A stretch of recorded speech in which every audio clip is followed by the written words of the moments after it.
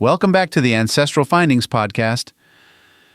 The 1940 U.S. Census gives us a remarkably detailed portrait of America just before everything changed. In a few short years, the United States would enter World War II and millions of lives would be transformed. But in 1940, Americans were still in recovery mode. The Great Depression had taken its toll, but new programs like the New Deal had started to shift the tide. This census captures that fragile balance. A nation still scarred, but beginning to look ahead. It offers a unique combination of traditional questions and new ones that reflect the challenges of the 1930s. As a bridge between the interwar period and the coming conflict, the 1940 census helps us understand where our ancestors stood before everything changed again.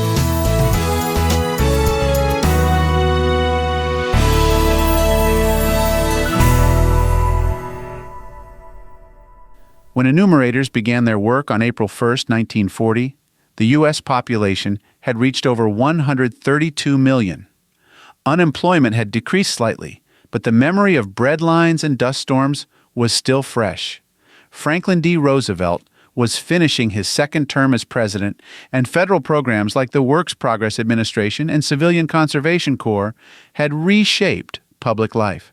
Families had moved, some across the country, looking for jobs, stability, or farmland that hadn't been ravaged by drought. Cities were growing again, and so were suburbs. By 1940, people had begun to believe that things might finally turn around. You can see those changes in this census. It's a document shaped by hardship, but shaded with hope. It gives us glimpses of families on the move, of new job types, and of economic recovery just starting to take root. This census kept many familiar questions, but it also introduced several that were new, making it especially valuable for family historians. Here are some key details recorded.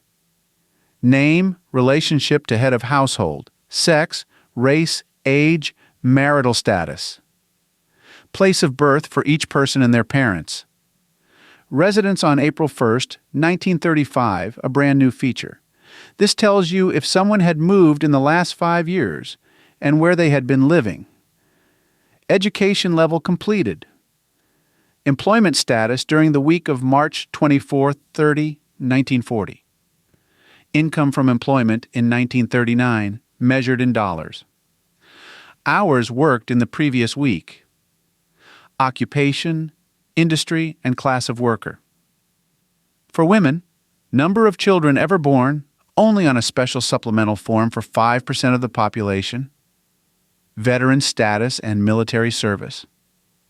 The question about residence in 1935 is especially helpful when trying to trace family movement during the Great Depression. For example, if someone was living in Oklahoma in 1935 but listed in California in 1940, you may be seeing the results of Dust Bowl migration. The income question is also fascinating. You can see, for the first time, an ancestor's actual earnings in 1939. This helps you compare financial stability between family members or understand their social position more clearly. Compare 1935 and 1940 locations. This can give you a 5-year snapshot of change and show you who stayed put and who moved. It also hints at economic shifts, people relocating for work or leaving areas that had declined. Pay attention to schooling. Education levels are listed clearly, which can reveal generational shifts. If your ancestor had only an 8th grade education but their child completed high school or college, that speaks volumes about family priorities and opportunities. Use occupation and income together. This can help you distinguish between relatives with similar names or narrow down which John Smith belongs in your tree. Check the employment details. If someone worked 0 hours and reported no income, that's a clue to economic hardship. These data points can also support stories passed down about financial struggles during the Depression years. Look for supplemental forms. About 5% of respondents were given additional questions, often about fertility, for women, marriage, and Social Security.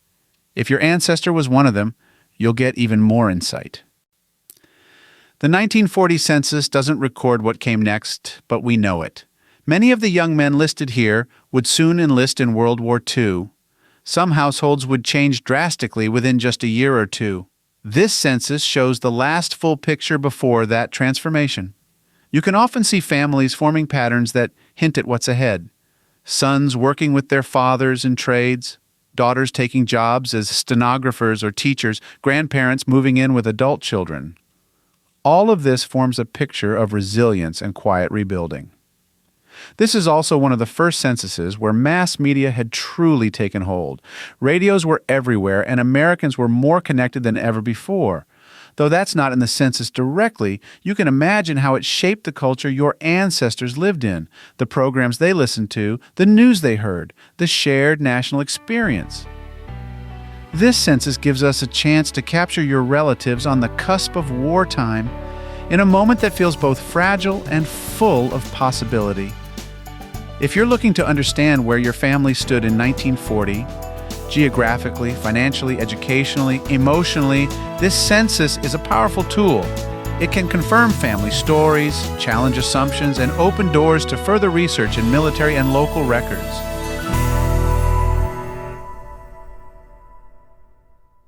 If you've got a hard-to-find ancestor you're stuck on, I'd love to hear about it. Just head over to ancestralfindings.com and click on Contact to send me a message.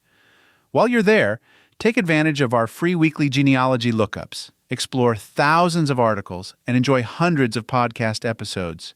We've been helping family history researchers since 1995. And if you're looking for even more, check out our Genealogy Gold Q&A series over on Patreon. Thanks for listening, and as always, happy searching.